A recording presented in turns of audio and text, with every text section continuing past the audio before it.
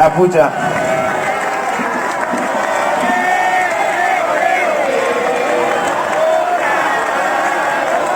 La pucha con la teja de mi corazón.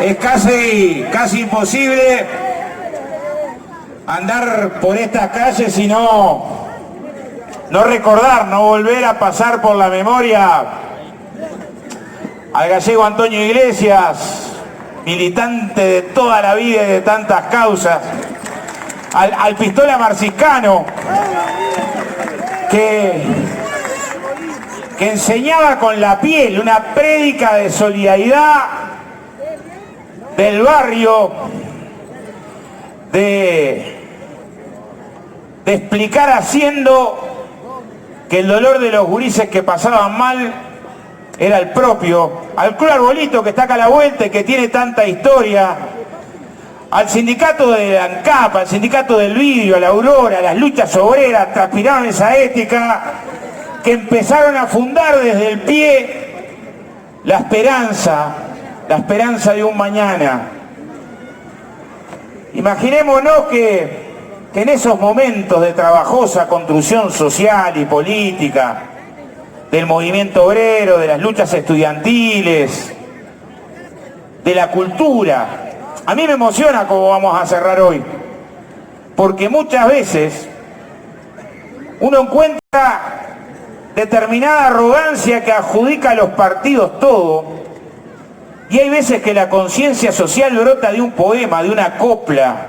El Loma se acordaba de Marquitos Velázquez. Marquitos Velázquez estuvo preso en Chile y antes de la dictadura forjaba ahí movimiento cultural de solidaridad y de historia de esos militantes de la vida, a los que les escribiera una vez Citarrosa, hermanos almas, miles y miles de hermanos y hermanas almas y más, desparramados. Y como vamos a cerrar hoy con los artistas y su pueblo, tratando de cantar juntos a la esperanza y que retumbe, implica pensar de manera más compleja la unidad. La unidad de la izquierda, que es cuna de la victoria, es necesaria, es una necesidad trabajosa. La unidad de la izquierda es bastante más que cómo se llevan los dirigentes de la izquierda entre sí. Está bien que nos llevemos mejor. Es más que cómo se llevan los partidos. Incluye tener un programa, pero es más que un programa. La unidad de la izquierda es esa unidad político-social. Es la unidad que forja la síntesis entre las luchas contra las desigualdades que se dan en el barrio, en la cooperativa, en el sindicato, en la universidad, desde el feminismo, desde los derechos humanos, con su expresión institucional. Eso es lo que hay que unir. Ahí es que se forja la conciencia, tanto social como política. En ningún otro lado. Y las izquierdas, tenemos un largo derrotero. Y esta zona de Montevideo tiene muchísima historia. Tiene muchísima historia. En el año 55, en la huelga de Ferrosmal, fue asesinada María del Carmen Díaz, acá en La Teja.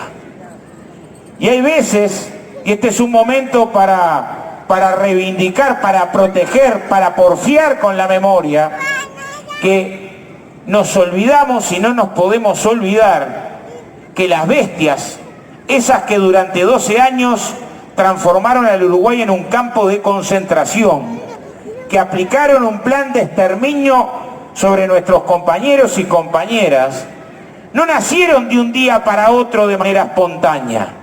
Fueron hijas del odio a los sindicatos, del odio a la militancia social, del odio a la izquierda, del odio a las reivindicaciones.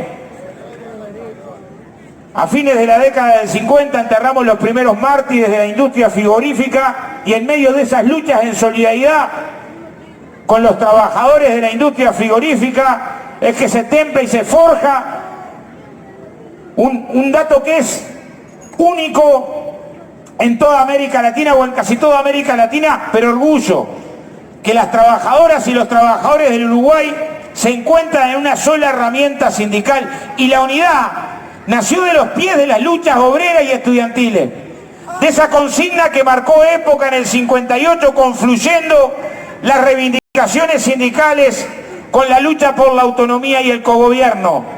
Nació en solidaridad con las luchas de los pueblos de América Latina. Acá la izquierda recibió al Che Guevara como un hermano y los sectores reaccionarios intentaron asesinarlo en el Paraninfo y la bala que iba para el Che fue para Noelio Ramírez.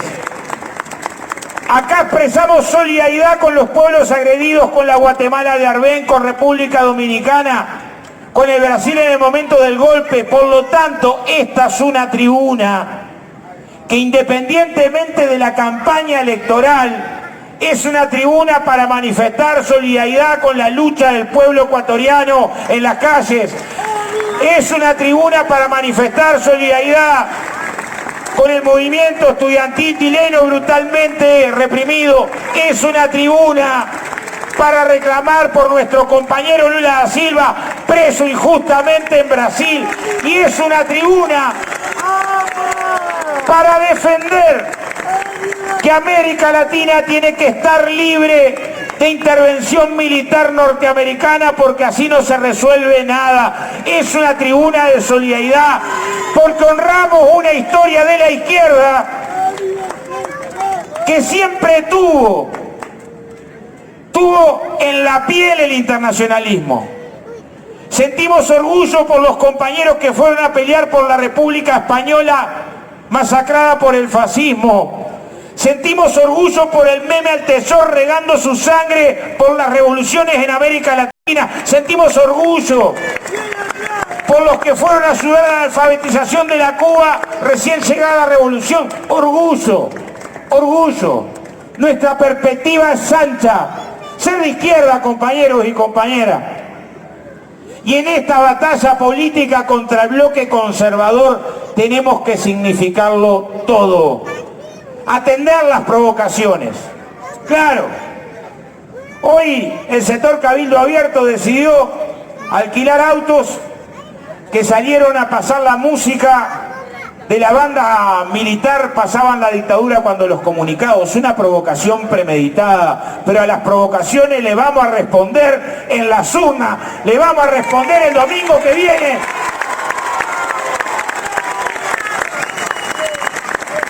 Con una pueblada de votos frente amplistas que, a la vez de reafirmar el camino popular, nacional y democrático, le cierre el paso a la verdadera fórmula que presenta la derecha, que no es Luis Beatriz, no.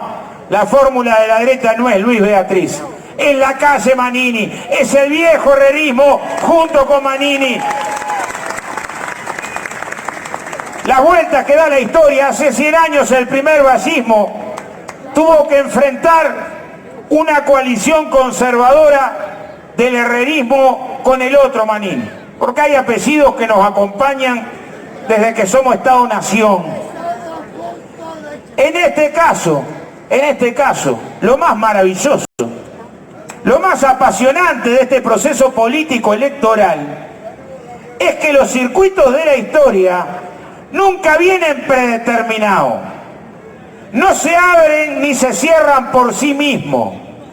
Y tenemos una oportunidad maravillosa para contestarles a los teóricos de la resignación, a los que hace años vienen inculcando la idea del fin de ciclo, de que acá en Uruguay hay gobierno popular porque el pueblo uruguayo lo defiende en la movilización, en la lucha y en la elección del último domingo de octubre.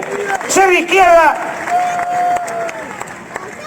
es, como decía el Che en esa carta maravillosa que le escribe a los hijos antes de ir a Bolivia, tener la capacidad de indignarte ante la injusticia, que la injusticia te duela, sentir como propio el dolor del otro. Eso es ser de izquierda. Ser de izquierda, además, es no ser neutral, es tomar partido. El Tano recordaba a Chazale, sostenía hasta con la orientación del viento tomó partido. Y es tomar partido por los oprimidos, es tomar partido por las que sufren y los que sufren, es tomar partido por los amplios sectores ninguneados, por los naides. Ser de izquierda, además, es tener confianza en la humanidad, en la perspectiva de la humanidad. Dramaturgo militante Brecht lo resumía de esta manera. O sea, claro que es humana la injusticia. Sí, es humana la injusticia. Pero mucho más humana, mucho más profundamente humana es la lucha contra la injusticia. ¿Cómo no recordar en esa definición a tantísimos compañeros y compañeras que dieron su vida un día sí y otro también por la causa de los pueblos? ¿Cómo no afirmar esa convicción teórica en la experiencia concreta de los miles y miles que forjaron la historia de lucha de nuestros pueblos? ¿Y cómo no resumir esas miles de historias hoy en un nombre, el de Eduardo Bleier, recién identificado, que vuelve a estar con nosotros? No tenemos, por tanto, compañeros, compañeras, ¿hay que significar las luchas? Significar las luchas implica, además de sentir el dolor, además de expresarlo en términos de tomar postura, además de la confianza en la humanidad, de que se puede vivir de otra manera, de que los seres humanos no somos mercancía, no somos cosas, que podemos construir relaciones de solidaridad distintas. Es una práctica social ser de izquierda. Al fin del día se determina en lo que haces, en lo que se lucha. Ser de izquierda no es una autoproclamación, es cuánto hacemos para cambiar la historia. Ese pedacito que está en nuestras manos. Y en ese terreno es que está la disputa principal de esta época. Las derechas, para reinstalarse en el poder, necesitan tenernos anestesiados, resignados, sin confianza, pensando que la acción callejera, la marcha, la organización del comité, el sindicato, el movimiento del feminismo, son prácticas estériles. Y lo único que ellos no tienen, porque ellos plata tienen montón, ellos agencias de publicidad tienen las más calificadas, hay que reconocerlo, hacen hasta jingles pegadizos. Uno escucha el jingle de la derecha y ni te das cuenta que te van a bajar el salario, queda ahí, de verdad. O sea, invierten, ¿no? Pero ¿qué es lo que no tienen? Lo que no tienen es la capacidad de pueblo organizado que la izquierda forjó durante décadas, ese que recorre las calles, ese que presta su casa para armar un comité, que cuelga la bandera, que sale a vender botellas para comprar pintura, que a puro pie deshace distancia y organiza y se revela. Y por más dificultades que podamos tener, que las tenemos, de los retrasos, de las cosas que no hemos logrado resolver, este es un momento de definición. Y en el momento de definición hay que tener claridad de la unidad sobre lo sustancial.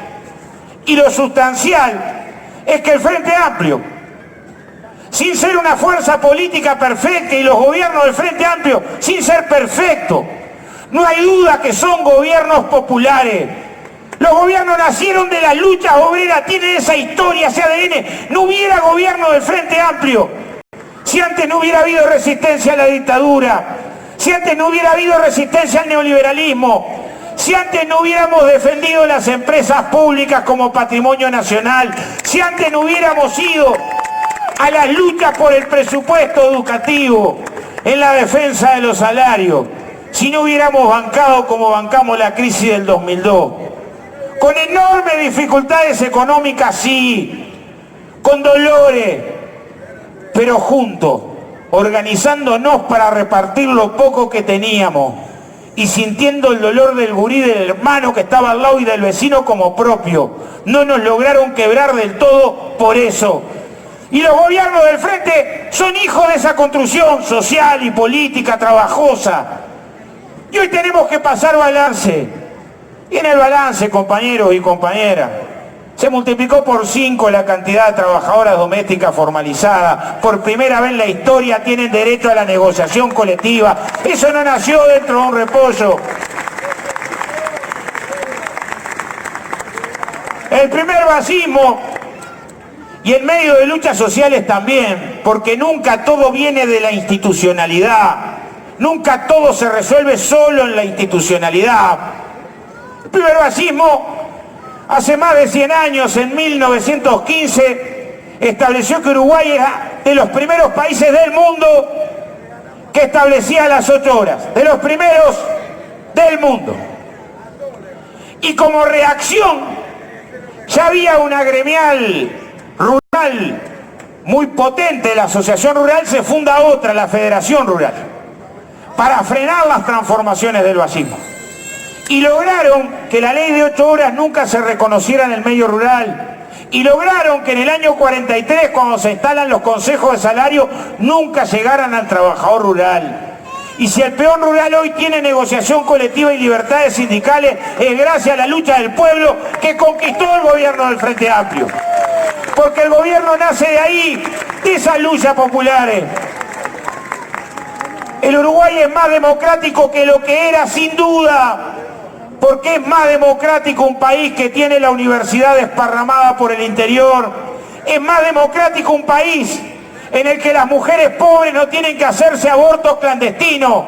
Es más democrático un país donde se reconoce el matrimonio igualitario. Es más democrático, también son derechos. Es más democrático un país donde 90.000 uruguayos pueden ver que antes no podían ver por ser pobres gracias al Hospital de Ojo y la enorme solidaridad de Cuba y de los médicos cubanos que vinieron a operar de gratis y nos ayudaron a ver a todos, no solamente a los que participaron de las operaciones. Más democrático. Ahora, claro, estamos en campaña electoral. Entonces, como estamos en campaña electoral, uno escucha a los dirigentes de la derecha y dice, ah, no, yo pasa que le chamboñé, le erré, hoy votaría el matrimonio igualitario. No, hoy te dicen, ¡Cállate, Raúl! ¡Cállate! Hoy sí, con la negociación colectiva, no la voté, pero hoy sí, hoy sí las libertades sindicales. No, pasa que estaba pensando en otra cosa. Y hoy entonces te queda una de dos, ¿no? O no los votás por cínico, o no los votás por burro, porque no atienden una. Si pasan todas las leyes y votan equivocados. Pero la campaña electoral genera esas cosas. Ya uno en la campaña electoral va a encontrar que los sectores tradicionales hasta encuentran en el mapa la cachimba del Piojo, que abajo Iván, ¿no? Los barrios más populares encuentran. Van al PCNT en las elecciones. Yo de verdad creo que precisan un GPS para llegar al PCNT. Porque después que pasan las elecciones no los va a haber una lucha sindical nunca, invicto, durante 5 años.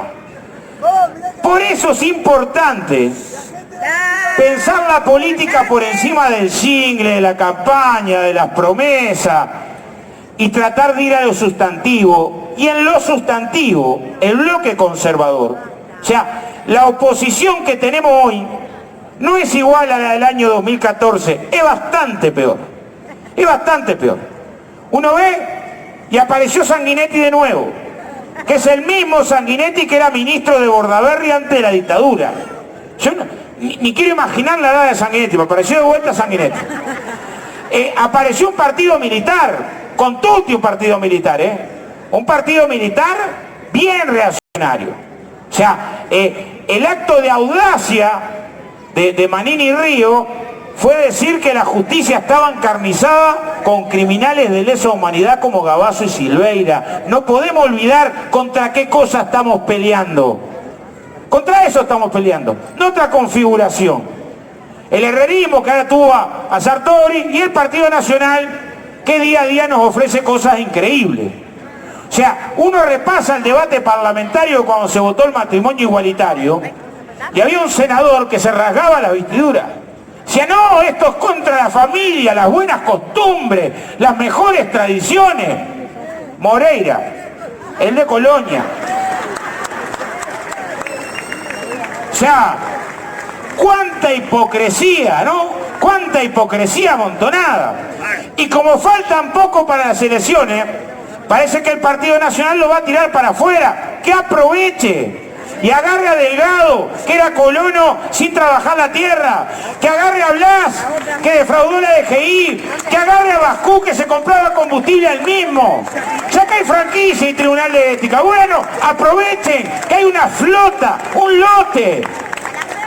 Cada día encontró uno nuevo. Este debate que tiene que ver con una vieja historia, porque no hay que olvidarse lo que era el Uruguay cuando gobernaban los partidos tradicionales. ¿O mentimos? Si decimos que cada vez que veíamos que se abría un club, la pregunta que teníamos en la taberna a la esquina era ¿qué le iban a dar? Si iba a entrar de Municipal, si iba a entrar a la UTE, Antel, si le iban a sacar una jubilación o poner el teléfono. Esa fue la forma en la que gobernaron toda la vida. ¿No nos acordamos de Noacha al frente del banco hipotecario repartiendo casas para los parientes? Esa historia larga. Porque ahora se presentan y parece que nos olvidáramos de las trayectorias cuando fueron gobierno. No solo de la crisis, nos acordamos de la crisis. Pero nos acordamos de los 90 en crecimiento económico, partieron a la mitad del salario mínimo. Y el desempleo arrancó con 8 y terminó con 12. ¿De qué nos vienen a hablar? Es probable que haya jóvenes, y miren que yo tengo confianza que vamos a ganar, pero miro a los jóvenes y me da seguridad que vamos a ganar, y vamos a ganar sobre todo por esa juventud maravillosa, rebelde, militante. Pero es probable que esa gurizada, por razones de edad, no haya vivido el Uruguay donde cuando a los bancos le iba bien a los bancos, y cuando a los bancos le iba mal, teníamos que pagar nosotros el banco fundido. Años nos pasó, en todos los gobiernos de la derecha. Capaz que los jóvenes no sepan, no hayan tenido la vivencia de que en la salud tenías un carnet pobre, y más de 2/3 de los uruguayos en un Ministerio de Salud Pública que le daban 2 reales, y que encontrar un medicamento era como sacar la lotería. Y la mortalidad infantil en los hospitales era terrible. Y cuando uno ve hoy el Hospital de Clínica como centro de referencia de trasplante de médula, lo que es el Hospital Maciel, siente orgullo de las conquistas sociales. No fue en vano haber luchado, compañeros. Que nos falta, y sí. Miren, yo me atiendo en salud pública, pero hoy hay 500.000 de uruguayos del 1.200.000 que se atiende en salud pública, que elegimos salud pública. O sea que pudiendo estar en una mutualista, elegimos salud pública, 500.000, que la cuenten como quieran, pero no era posible eso hace 15 años atrás. No había boleto estudiantil gratuito, no había plan Ceibal, no había plan Ibirapitá, las empresas públicas estaban descalabradas. Porque si uno escucha a los medios de la derecha, te venden como que el Uruguay estaba bárbaro. No, que nos dejaron un país maravilloso. Y el salario mínimo en el Uruguay, en el año 2004, era 1.200 pesos. O sea, si te tomabas el 125 para Ciudad Vieja, valía 15 pesos. O sea, 40 pesos de salario, 15 pesos un boleto. La cantidad de bicicletas que había en la vuelta no era porque éramos más deportistas en el 2004, no.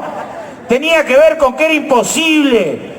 Era imposible. Y los que tenían el país así, con ese grado de desigualdad brutal, hoy se hacen los distraídos. Parece que no gobernaba nadie el Uruguay. Los mismos que nos decían que era imposible entrar a los cuarteles para buscar a nuestros compañeros, no otros. Los mismos que protegieron las leyes de impunidad, no otros. Ahora, repito, la derecha, donde hay de todo, hay sectores más antidemocráticos, Manini parece que los elige a todos. No, los neonazis se van con él. García Pinto, que apareció de vuelta porque vio Bota, se va con él. O sea, él chapó todo eso, ¿no? Y hay sectores que pueden no ser así, otros más liberales, menos liberales. Está Talvi, que es un enamorado de Chile. Tanto, yo creo que hasta grita los goles de Chile. Pero, miren, en Chile no solamente, ahora hay represión en Chile, pero no solamente es privada la educación, tenés que pagar, sino que cada año en Chile, cada año, y hay 20.000 personas que mueren en lista de espera en los hospitales públicos sin ser atendidos, 20.000. Yo no quiero ni para mí, ni para mis hijos, ni para mis hermanos un país así, que si estás en la lona te tira al tacho. Y miren que Chile tiene poetas maravillosos como Neruda, Víctor Jara, Recabar, pero lo que digo es, el neoliberalismo, en definitiva es eso, si estás en la lona te jodés. Y nosotros queremos construir artiguismo, que es que en primer lugar tienen que estar los más vulnerados. Artigas no estaba ni vestido como un general, ni con caballo, no. Artigas andaba con los indios, andaba con los mulatos, puso al Pardo Encarnación, venite a repartir tierra. Pensó una perspectiva popular. Y si por algo elegimos la bandera del artiguismo, una de las tantas de la patria federal, fue porque queríamos recuperar esa perspectiva de lucha contra las desigualdades. El último domingo de octubre es un día de lucha, de lucha, de lucha con memoria, compañeros y compañeras. En esos tiempos seguramente estábamos pensando que teníamos que dejarle para nuestros hijos algo mejor. Las luchas eran pensando que nuestros hijos no les tocara vivir las mismas cosas. Hoy, porque siguen naciendo, tenemos que pensar que el futuro de nuestros hijos no sea nuestro ayer, no sea más nuestro ayer, no sea el Uruguay de un océano de gurises con dificultades psicomotrices por mala alimentación. Defender las conquistas populares no es solo defender la gestión de un gobernante, es defender el tamaño de lucha popular que hubo que construir para cambiar la historia en el Uruguay, porque tuvimos que derrotar miedo, porque si llegábamos al gobierno los comunistas nos íbamos a quedar con las casas y con las gallinas y con la bicicleta y llevar los gurises para Rusia. ¿Cuánto tiempo? Otros más sofisticados que decían, no, estos con la economía no van a poder nada, el mercado los va a enterrar, apenas quieran colocar derecho. Y hoy lo que importa son los hechos. Con todas las dificultades que pueda haber, Uruguay lleva 15 años de aumento de derechos laborales, 15 años de aumento de salario, 15 años de aumento de la inversión social. Que la cuenten como quieran, porque en realidad, creo que el Tano decía y tiene razón, no, Talvi hace poco decía, Bolsonaro y Macri nos están levantando un centro, entremos a cabecear. ¿No? Y decía, Macri tiene un equipo formidable en economía. ¿Qué pasó? Se hundió, catástrofe en la Argentina.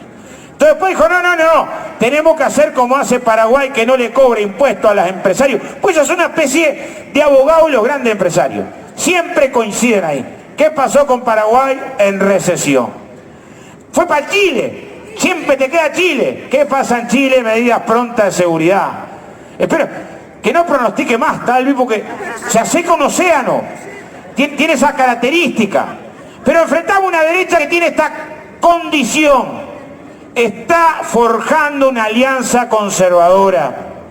Y estas declaraciones de las últimas semanas, de la calle Po, que en campaña no le gusta que le digan el apellido, es lo que tiene, igual que el otro en la campaña anterior, debe haber contratado la misma agencia de publicidad para ahorrar. La calle Po dice, la caja militar no da déficit. Y vos tratás que explique eso, que explique que con una calculadora, con un ábaco, ¿cómo un sistema de retiro de pensiones que entre lo que recauda para pagar la jubilación y lo que paga nos deja un clavo de 500 millones de dólares, no da déficit? Lo que está diciendo hay que traducirlo. En realidad dice, yo estoy dispuesto a hacer cualquier voltereta para una alianza con Manini, la que sea. Y mi show de austeridad nunca va a tocar los privilegios de los altos mandos oficiales.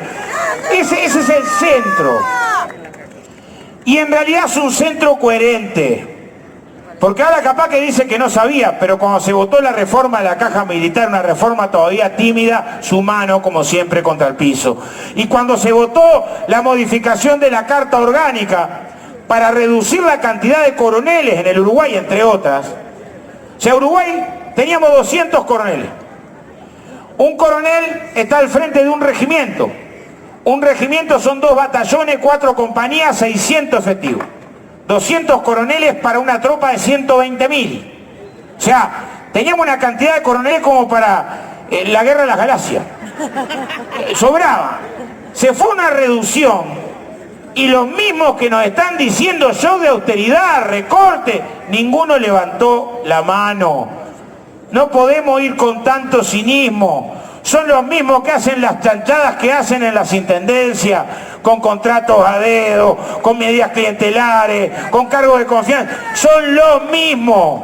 Algunos de Yapa, acosadores como este sinvergüenza de Colonia, que hay que decirlo por su nombre, un sinvergüenza. Compañeros y compañeras, defender lo que se hizo y profundizar los cambios. La crítica al neoliberalismo, que está bien sola, no alcanza, porque la izquierda sí que necesita esperanza para ganar las batallas que vienen. Las que vienen. Y en las batallas que vienen el tema del trabajo es principal. Y pensar la transformación productiva es central. Central. Porque algunas tendencias importantes, como el aumento de los salarios, el aumento de la inversión social, el aumento de derechos sociales y laborales, no se pueden sostener a largo plazo si no incorporamos un cambio en la matriz, si no ensanchamos la matriz productiva. Y este es un desafío con sentido de época. Nuestra América lleva 500 años de extractivismo y Uruguay 200 años de inserción periférica, primaria, desde que nos fundamos como Estado-Nación. Ahora, hoy tenemos una plataforma distinta por algunas de las cosas que decíamos. Uruguay está entre los 9 países con mejor conectividad, con una transformación brutal en la matriz de telecomunicaciones, y hay que decirlo fuerte y claro, liderado por una empresa pública como Antel, que es pública porque evitamos que ellos la vendieran, como vamos a evitar que quieren vender ANCAP ahora. Hay un proceso, los ancapianos acá saben, que se llama la parada de la planta, que es cuando se reacondiciona por algunos meses la planta para después volver a refinar. Cada vez que se hace proceso que no se puede refinar petróleo, está el sueño de la calle Po. Se importa petróleo. Se importa el sueño. Con eso resuelve todo. Yo creo que de fondo él no sabe. Y lo que tiene en la piel es una herencia genética de querer vender las empresas públicas. Pero cada vez que tenemos que hacer eso, parar la planta de refinación, importamos petróleo, nos sale más caro.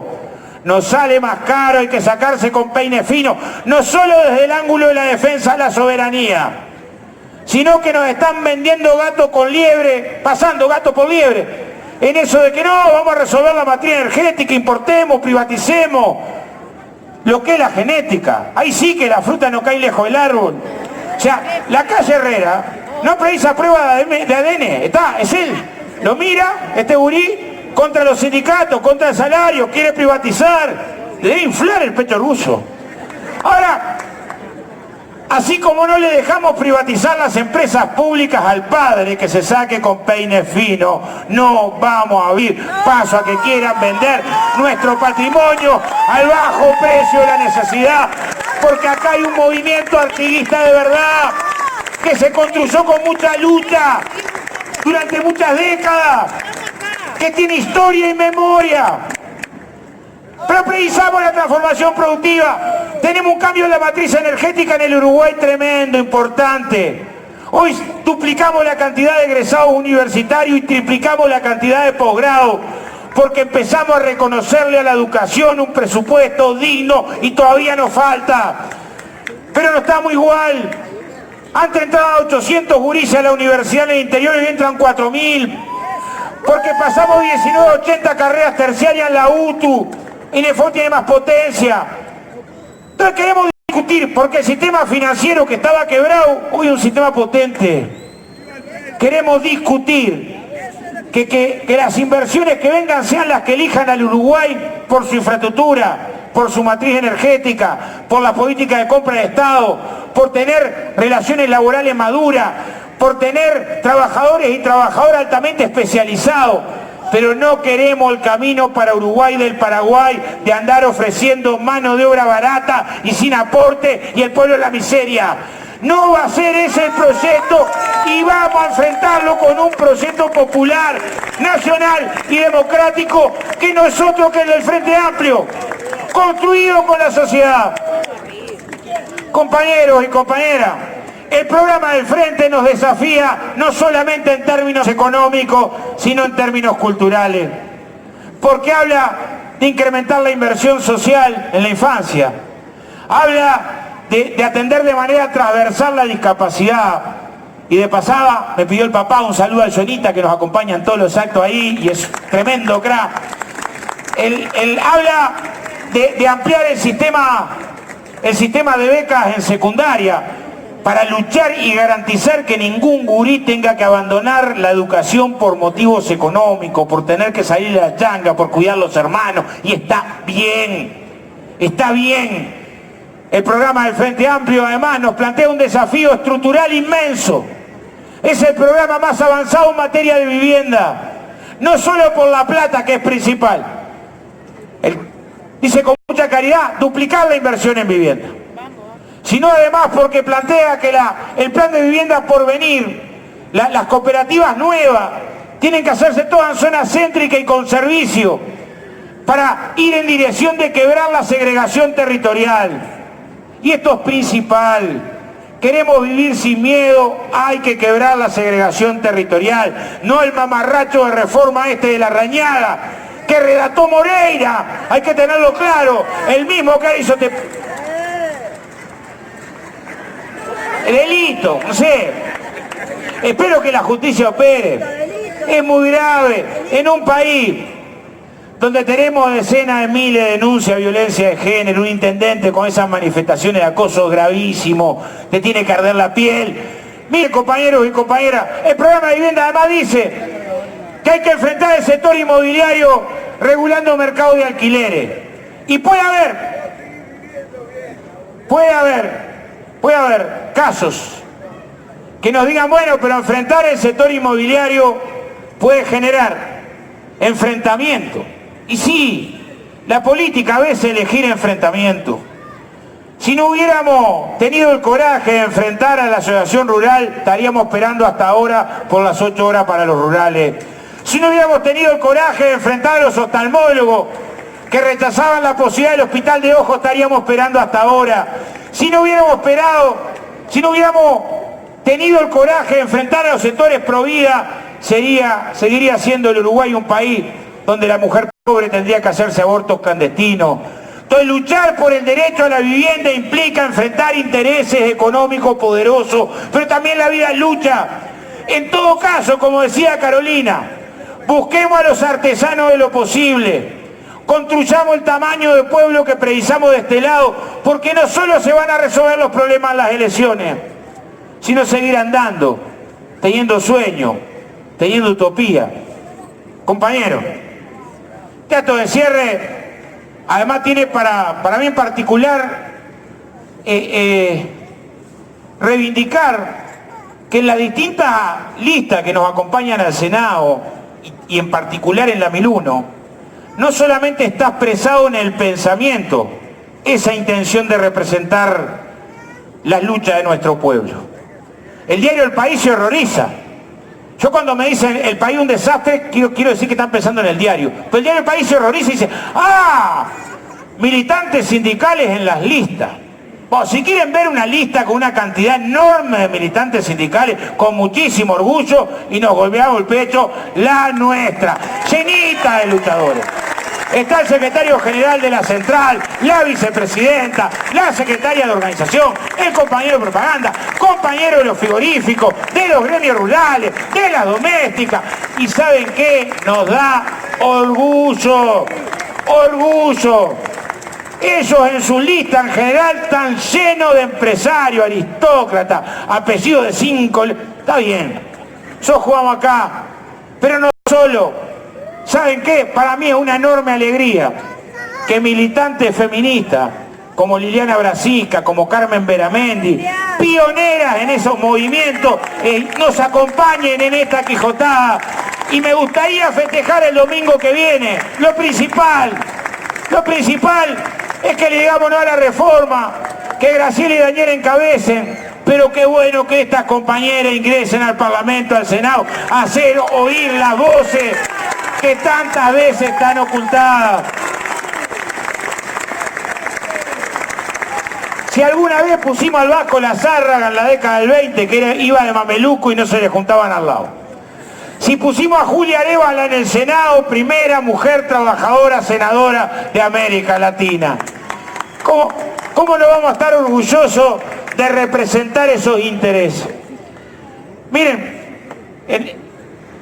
es posible que en esta elección, y yo lo digo porque también me alegraría mucho, que Majela ingrese al Parlamento.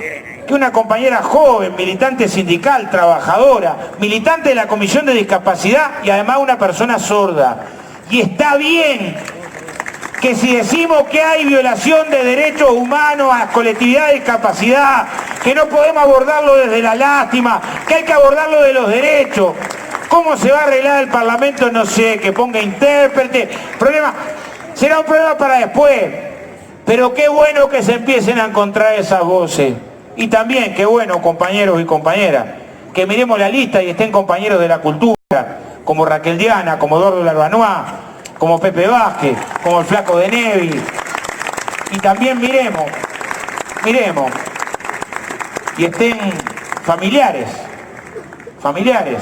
como Verónica Mato, hija de Miguel Mato, compañero desaparecido, como Sebastián Ortiz, hijo de Miguel Ortiz, como Lile Caruso, la compañera de vida de Álvaro Balbi, como Graciela Montes de Oca, hija de Laureano, o como Gerardo Bleyer, el hijo de Eduardo, que recién acabamos de identificar, porque también queremos representar desde ahí.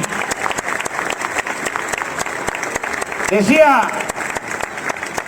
una vez Galeano que precisamos tener coraje para la alegría, porque a la pena te quieren acostumbrar. Te intentan acostumbrar.